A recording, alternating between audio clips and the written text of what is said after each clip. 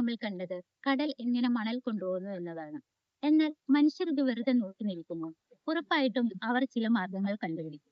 ആ മാർഗങ്ങൾ എന്താണെന്നാണ് ഇന്ന് നമ്മൾ നോക്കാൻ പോകുന്നത്.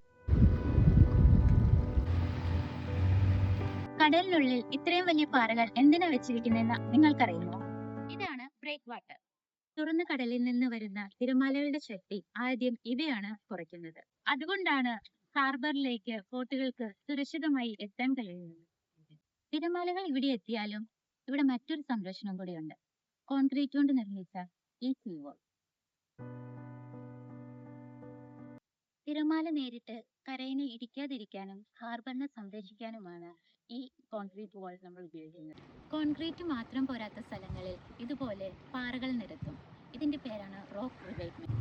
തിരമാലകളുടെ ശക്തി ഈ പാറയിൽ തട്ടി കുറയുന്നു. അതോടെ കരയ്ക്കുണ്ടാകുന്ന നാശം കുറയുന്നു.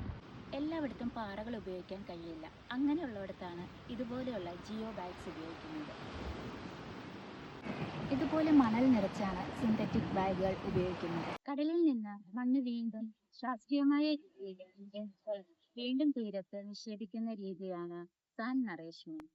ബ്രേക്ക് വാട്ടർ, സാൻഡ് വാൾ, റോക്ക് റിവൈവ്മെന്റ്, ജിയോ ബാഗ്, സാൻഡ് നറേഷ്മെന്റ്, ഇങ്ങനെ പല സംവിധാനങ്ങൾ നമ്മൾ കണ്ടു. പക്ഷേ ഇതൊക്കെ കരയെ സംരക്ഷിക്കുമെന്ന് എന്നെ പോലെ നിങ്ങൾക്കും സംശയമില്ലേ? അത് നമുക്ക് അടുത്ത വീഡിയോ കാണാം. അതുവരെ ബൈ ബൈ.